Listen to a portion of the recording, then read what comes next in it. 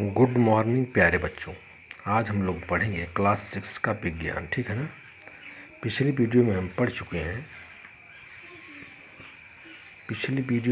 चुके हैं आपके मसाले, ठीक है ना। मसाले की विषय में जानकारी हमको हो चुकी है। आज हम लोग पढ़ेंगे जंतुओं से प्राप्त भोजन। जंतुओं से प्राप्त भोजन कौन कौन से हैं, क्या क्या है ना। देखो, हमें जंतुओं से दूध, मक्खन, पनीर, अंडे, शहद तथा मांस प्राप्त होते हैं। हमें जंतुओं से कौन से भोजन प्राप्त होते हैं? दूध, मक्खन, पनीर, अंडे, शहद तथा मांस प्राप्त होते हैं। इसमें दूध आपका है मिल्क, है ना। हमें गाय, भैंस, बकरी तथा भेड़ों से दूध प्राप्त होता है। किन किन जंतुओं से प्राप्त होता है? गाय से होता है, भैंस से होता है, बकरी से तथा भेड़ों से दूध प्राप्त होता है। रेगिस्तान में रहने वाले लोग ऊँटनी के दूध का भी उपयोग करते हैं। जो रेगिस्तान में लोग रहते हैं वे ऊँटनी का दूध भी उपयोग में कर लेते हैं। दूध बच्चों के लिए लाभदायक होता है। दूध जो होता है बच्चों के लिए अत्यंत लाभदायक होता है। हमें दूध से बने उत्पाद जैसे दही, पनीर, मक्खन, घी इत्यादि का भी सेवन करते हैं। दूध से बने कई ऐसे हैं जो है, जैसे आपका दही हो गया, पनीर हो गया, मक्खन हो गया, घी इत्यादि, ये सब भी सेवन हम करते हैं। बात समझ में आ गई? दूध कितना इम्पोर्टेंट है हमारे लिए। अब आ गया आपका अंडे, एग। अंडे मुर्गियों तथा बत्तखों से हमें अंडे प्राप्त होते हैं। मुर्गियों तथा बत्तखों से हमें अंडे प्राप्त होते हैं।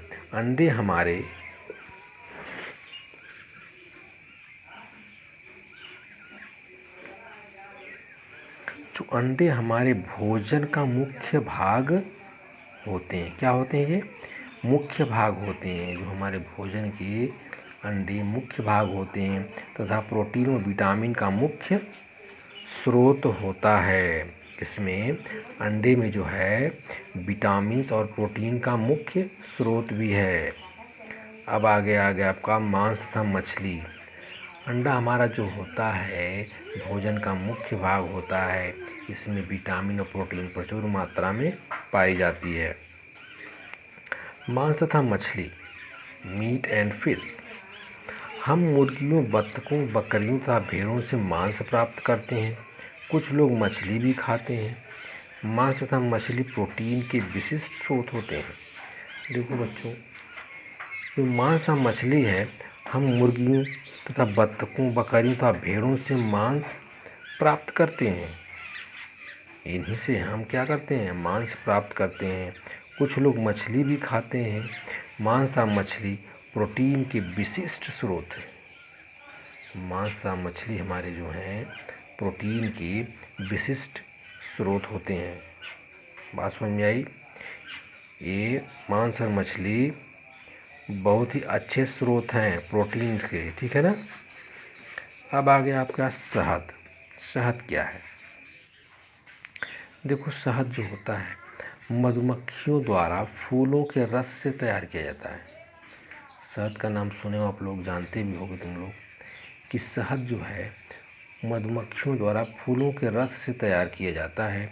इसमें चीनी, खनिज तथा एंजाइम प्रचुर मात्रा में पाए जाते हैं। बच्चों, इस जो फूलों से तैयार करते हैं मधुमक्खियाँ रस, उसमें जो चीनी, खनिज तथा एंजाइम प्रचुर मात्रा में पाए जाते हैं। बात समझ में आई? आयुर्वेदिक तथा यूनानी औषधियों में भी इनका उपयोग किया जाता है। जो हमारी आयुर्वेदिक हैं, यूनानी औषधियाँ जो बनाई जाती हैं, उसमें भी शहद का प्रयोग किया जाता है। बात समझ में आई? अब देखो, आप आ गया जंतुओं की भोजन संबंधी आदतें। ये तो जंतुओं से प्राप्त भोजन थे हमारे। क्या क्या प्राप्त होते हैं जंतुओं से भोजन, हमने पढ़ चुका। अब हम पढ़ेंगे जंतुओं की भोजन संबंधी आदतें, है ना। रेडी। आप देखो, जंतु अपना भोजन स्वयं नहीं बनाते। ये पहले हम बता चुके हैं, क्लियर कर चुके हैं कि जंतु अपना भोजन स्वयं नहीं बनाते। वे प्रत्यक्ष अथवा अप्रत्यक्ष रूप से भोजन के लिए पौधों पर ही निर्भर रहते हैं। आपको पता है कि जंतु प्रत्यक्ष और अप्रत्यक्ष रूप से भोजन के लिए पौधों पर ही निर्भर होते हैं। अतः जंतु तथा मनुष्य परपोषी जीव हैं। जंतु तथा मनुष्य परपोषी जीव हैं जो अपना भोजन स्वयं नहीं बनाते हैं।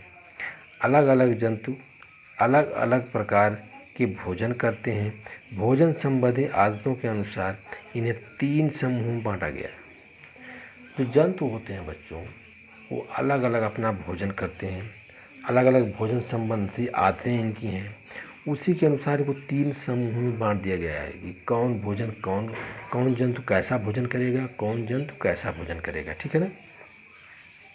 देखो, पहला आपका है शाकाहारी।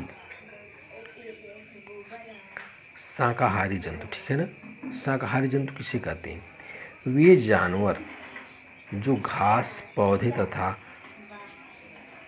पौधों से प्राप्त उत्पादों से अपना भोजन प्राप्त करते हैं, शाकाहारी जीव कहलाते हैं।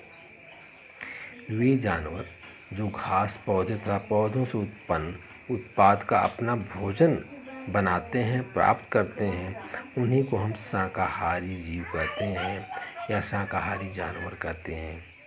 जैसे में आपका गाय हो गया, भैंस हो गया, हिरन तथा घोड़े, ये सब क्या है बच्चों? ये सब शाकाहारी जानवर हैं। ये सब केवल पेड़ पौधे खाते हैं। बात समझ में आई? पेड़ पौधे से बने उत्पादों को खाते हैं। इनके आगे के दांत पीसने वाले होते हैं। जो इनके आगे के दांत होते हैं वो पीसने वाले होते हैं ताकि वे अपने भोजन को चबा सकें। बात समझ में आई? है ना। देखो, शाकाहारी दिया है फिगर में। ये गाय है, एक घोड़ा है। अब देखो, मांसाहारी जीव किसे कहते हैं बच्चों? मांसाहारी। आपका मांसाहारी वे जानवर जो अन्य जंतुओं के मांस खाते हैं। बात समझ में आ रही है? वे जानवर जो अन्य जंतुओं के मांस खाते हैं, मांसाहारी जानवर कहलाते हैं। जो दूसरों के मांस खाते हों, मांसाहारी जानवर कहलाते हैं। जैसे आपका शेर, बाघ, भेड़िए, सांप, गरुड़ तथा गिद्ध मांसाहारी जीव हैं।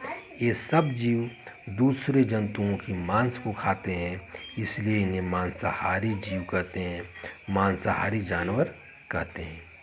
इन जीवों के दांत अथवा चोंच लंबे तथा नुकीले होते हैं जो मांस को चीरने फाड़ने के काम में आते हैं। इनके जो आगे के दांत होते हैं, ये जो अथवा चोंच होती हैं, ये बहुत नुकीली होती हैं जो मांस को चीरने और फाड़ने में काम में लेते हैं। सांपों के दांत छोटे होते हैं जो उनके शिकार को उन्हें समूचा निगलने में सहायता करते हैं। सांप के दांत भी छोटे होते हैं जो उनके शिकार को निगलने में उनकी सहायता करते हैं। बात समझ में आई? अब देखो, आपका क्या सर्वाहारी। सर्वाहारी किसे कहते हैं? अब तक तो हमने पढ़ा शाकाहारी और मांसाहारी। जो साग सब्जी, पेड़ पौधे खाने वाले होते हैं उन्हें शाकाहारी, और जो जंतुओं के मांस खाते हैं उन्हें मांसाहारी। लेकिन सर्वाहारी कौन है ना? सर्वाहारी वे जंतु जो पौधे तथा अन्य जंतुओं दोनों से अपना भोजन प्राप्त करते हैं, सर्वाहारी कहलाते हैं। मनुष्य एक सर्वाहारी जीव है। भालू, कौवा तथा तिलचट्टा, कॉकरोच भी सर्वाहारी है। बात को समझ रहे बच्चों? सर्वाहारी कौन है? सर्वाहारी का मतलब वे जंतु जो पौधों से भी अपना भोजन बनाते हैं और तथा जंतुओं दोनों से अपना भोजन प्राप्त करते हैं। पौधे और जंतु दोनों का भोजन प्राप्त करते हैं, उन्हें सर्वाहारी कहते हैं। उनमें आपका एक मनुष्य खुद एक एग्जाम्पल है, उदाहरण है। दूसरा भालू है, कौवा है था, तिलचट्टा आदि, ठीक है ना। देखो सर्वाहारी में भालू है आपका, कौवा है ना।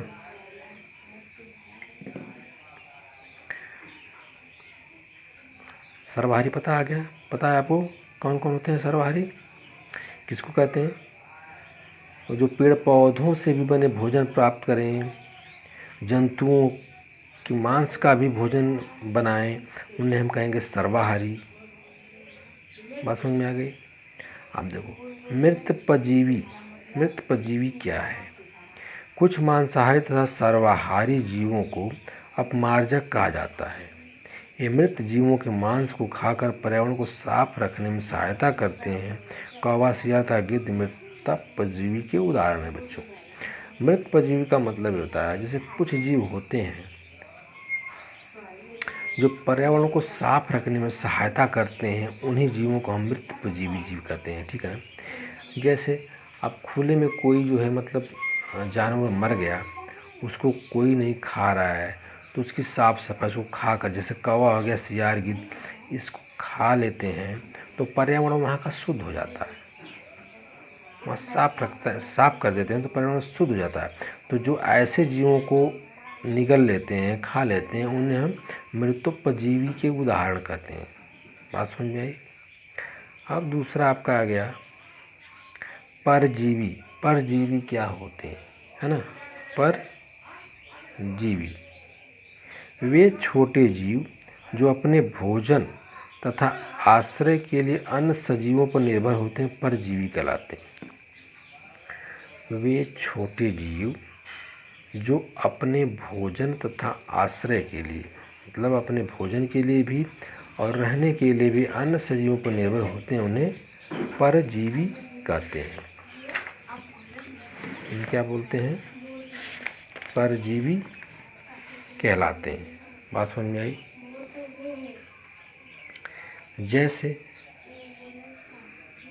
मच्छर है आपका, मनुष्य तथा अन्य जानवरों का रक्त चूसकर अपना भोजन प्राप्त करते हैं। इन्हीं के पास मच्छर क्या है, उसका एग्जाम्पल है परजीवी का ना। रक्त चूसकर अपना भोजन प्राप्त करते हैं। इनके पास एक लंबी नुकीली नली होती है जिसे त्वचा में चुभोकर रक्त चूसते हैं। खटमल तथा जू भी परजीवी हैं। कुछ परजीवी जंतुओं के शरीर के भीतर रहते हैं तथा जंतुओं द्वारा पाचित भोजन से अपना भोजन प्राप्त करते हैं, जैसे tapeworms, ride worms and hook worms इसके उदाहरण हैं। बात समझिए बच्चों। जैसे मच्छर तो हो गया आपका, तो खटमल भी है तथा जू जो बालों में पड़ते हैं ना, यह भी परजीवी हैं। कुछ परजीवी जंतु शरीर के भीतर भी रहते हैं, जो हमारे शरीर के अंदर भी रहते हैं तथा जंतुओं द्वारा पाचित भोजन से अपना भोजन प्राप्त करते हैं। जंतु भोजन पचाता है, उससे अपना भोजन प्राप्त करते हैं, जैसे टेपवर्म्स हमारे शरीर के अंदर पेट में रहते हैं और कहीं भी रहते हैं। Ride worms and hook worms इनकी एग्जाम्पल है। जो ये तीनों हैं, ये तीनों हमारे शरीर के अंदर रहते हैं। बात समझ में आ गई बच्चों। आज के दिन इतना ही, अगली वीडियो फिर हम बनाएंगे। धन्यवाद।